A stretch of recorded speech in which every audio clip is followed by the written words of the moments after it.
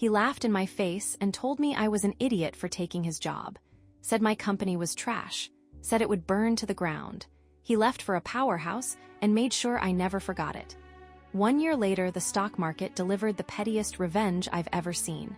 If you've ever been underestimated, mocked for your choices, or told you were making a massive mistake, you're going to love this one. Hit subscribe, like this video, and comment where you're watching from, because this story isn't about loud revenge. It's about the kind that waits and lets reality do the talking. Let's get into it. I'm a software engineer, not the hoodie-wearing Silicon Valley stereotype people imagine when they hear the title, but the kind who's been around long enough to recognize patterns. The kind who knows when a system is broken and when people are the real problem. Exactly 1 year ago, I joined Company A as a team lead. On paper, it didn't look glamorous. The stock had been trending downward for years. Morale was visibly low. Technical debt was everywhere, layered on top of more technical debt, duct taped together by burned-out engineers who'd been told over and over to just make it work. Most people wouldn't have touched the role, and one person in particular made sure I knew just how stupid he thought I was for accepting it. The guy I replaced. Let's call him Mark. Mark had already mentally checked out by the time I arrived. He was halfway out the door, carrying that smug energy people get when they believe they've won the game. He was leaving Company A to join Company B, a so-called industry powerhouse, and he wanted everyone to know it, especially me. You'll regret this, we overlapped for a few weeks. On paper, that overlap was supposed to be a handover period. In reality, it felt more like a daily humiliation ritual. Every morning, like clockwork, Mark would find some excuse to wander over to my desk or pull me into a meeting and drop another reminder. A comment, a joke, a smirk dressed up as advice. You know the stock's been falling for years, right? Man, I don't know why you'd come here of all places. I mean, Company B, that's where the real innovation is. Sometimes he'd pull up charts. Actual charts. He'd show me Company A's stock sliding downward over the years, then flip to Company B's meteoric rise, side by side, like he was presenting evidence in court. The message was always the same: you're an idiot, I'm brilliant, enjoy the collapse. He told colleagues loudly that Company A was shit, that it was about to burn up in flames. That jumping ship when he did was the smartest move of his career. And me, I was the sucker taking over the wreckage. I'd laugh it off on the outside, but internally, every word stuck. Here's the thing about starting a leadership role like that: you don't just feel judged by the person leaving, you feel judged by everyone watching. I could feel it in the subtle glances, in the way people cautiously asked, "So how long have you been here again?" In the slightly too friendly encouragement that sounded suspiciously like doubt. Every night I replayed Mark's words in my head. What if he's right? What if I just walked into a slow-motion disaster? What if this company really is beyond saving? But there was something else too, something Mark never noticed. While he was busy bragging about his escape, I was paying attention. As soon as Mark fully exited, the real work began. And almost immediately, the cracks showed. Actually, cracks would be generous. It was more like entire sections of the foundation were missing. Half-finished systems with no documentation. Temporary fixes that had somehow become permanent. Critical processes held together by scripts only one person understood, and that person was gone. I'd ask, why is it built this way? And I'd get uncomfortable silence. Or worse, that was Mark's solution. Fires started popping up everywhere, clients complaining, deployments failing, engineers snapping under pressure. People weren't just tired, they were burnt out. Like the kind of burnout that doesn't come from working hard, but from working hard on things that never actually get better. I started having quiet one-on-one conversations. Developers would close the door behind them and let out a breath they'd clearly been holding for months. Some looked genuinely relieved just to be listened to. Others were angry, not at me, at the chaos they'd been living in. Then came the meetings with leadership, the C-suite. The people who, it turned out, had been fed a carefully curated version of reality for a long time. Polished dashboards, optimistic timelines. Everything is under control, energy. None of it matched what I was seeing on the ground, so I did something risky. I told the truth, not rudely, not emotionally, but clearly. I explained what was broken, why certain deadlines were fantasies, how much technical debt we were actually carrying. I didn't promise miracles. I offered a realistic plan. Short-term stabilization, long-term rebuilding. Actual prioritization instead of panic. You could feel the air change in the room. Like someone had finally turned on the lights. Weeks turned into months, and slowly, quietly things began to shift. Fewer emergencies, more planning. Clients who had been this close to walking away stayed, then renewed. Engineers stopped dreading Monday mornings quite as much. Slack messages became calmer. Incidents became manageable instead of catastrophic. No grand announcements, no victory lap emails, just improvement. The kind that doesn't make headlines but saves companies. And that's when I got curious. Not angry curious, not bitter curious, just human curious. I wondered how Mark was doing. It had been almost exactly a year since I joined Company A, so, purely for fun, I checked the stock. Company A up 26% since my start date. I blinked, reloaded the page, same number. Then I checked Company B, down 26% since Mark joined. I stared at the screen longer than I expected to, not because I felt superior, but because something clicked. All those charts, all that arrogance, all that noise, and in the end, reality didn't argue, it just corrected. For a while after I checked the stock, I didn't tell anyone, not my team, not leadership, and definitely not Mark. It felt unsporting, like laughing at the scoreboard before the game was fully over. So I did what I'd been doing all year. I went back to work. But something had changed inside me. Not confidence, not arrogance, clarity. Because once you've been underestimated long enough, you start to recognize the difference between being loud and being right. Mark had been loud, very loud. Here's the thing about chaos in a company.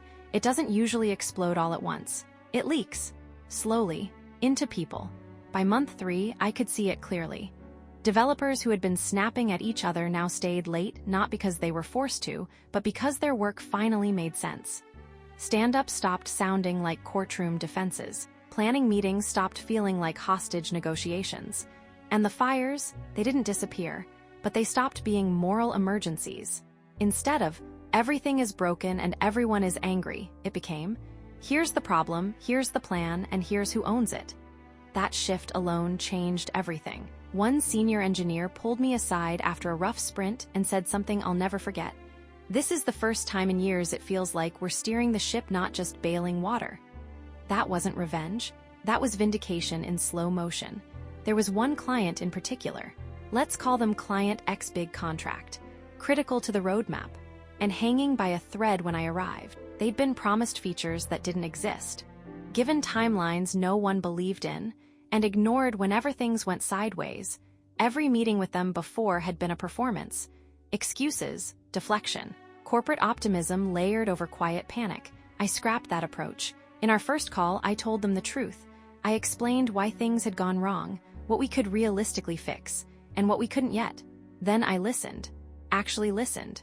A week later, their lead sent an email that just said, "This is the first honest conversation we've had in a long time."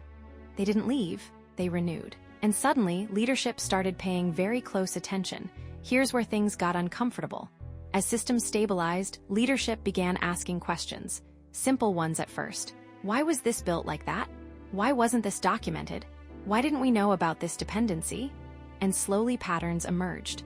The longer Mark was gone, the clearer it became. He hadn't just been cynical. He'd been strategic. Problems were hidden. Progress was exaggerated. Risk was downplayed. Not out of malice, out of ego, because loud confidence is easier than accountability. And now, without him there to narrate the story, the data spoke instead. I didn't know what was happening over at Company B. I didn't need to. The stock chart told enough of the story. A steady decline. The kind analysts politely describe as loss of momentum. But what hit me wasn't the number. It was the symmetry. 26% up, 26% down, like the universe was being just a little too tidy. I'll be honest, I drafted the message, more than once. Nothing nasty, nothing cruel, just something small, something classy. Maybe, "Hey, remember those stock charts you showed me?" Or, "Crazy how markets work, huh?" Every time, I'd hover over send and stop. Because here's the thing no one tells you about real revenge. When it arrives quietly, you don't feel the need to announce it. I expected to feel smug. I didn't. I expected anger to finally burn off. It had already faded. What I felt instead was calm, like closure had shown up without asking permission. Mark didn't need to know, because I knew, my team knew, the clients knew, and the market had delivered its verdict without taking sides or raising its voice. There was a moment small but vivid. I was walking out of the office after a long day. No alarms, no crisis calls, no Slack blowing up, just quiet. And it hit me, this wasn't about winning against Mark. This was about choosing the harder path and discovering it was the right one. There's a strange moment that comes after vindication. No one really warns you about it. You expect fireworks. You expect to feel taller, sharper, louder. Instead, what shows up is restraint. Because once you've won without cheating, without shouting, without cutting corners, you start protecting that win. I won't pretend I wasn't tempted. Every once in a while, Mark's name would pop into my head, usually during moments that would have stressed him out. A successful deploy. A calm incident review. A planning meeting that ended early because everyone was aligned. I'd imagine him seeing the stock numbers. Company A climbing, Company B slipping. I wondered if he ever thought about me. About the idiot who took his place. In my head, the message was perfect. Measured, polite, devastating. Something like, "Hey Mark, hope Company B is treating you well. Funny thing, I was just remembering those stock charts you showed me. Life's unpredictable, huh?" No insults, no gloating, just facts wrapped in kindness. The kind of message that lingers. But every time I imagined sending it, I felt something tighten in my chest. Not fear, disinterest. Because the truth was I didn't need his reaction anymore. I didn't need the apology he'd never give. I didn't need him to admit he'd been wrong. I didn't need his validation. That's how I knew it was over. When the desire to be seen by the person who doubted you finally disappears. Here's what a year really looked like side by side. Me at Company A.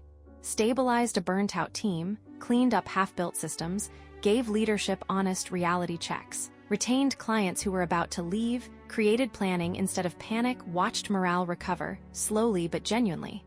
Mark at Company B joined a hype-driven powerhouse, rode past momentum, trusted the logo more than the work, and watched the numbers slide anyway. Same market, same industry, different substance.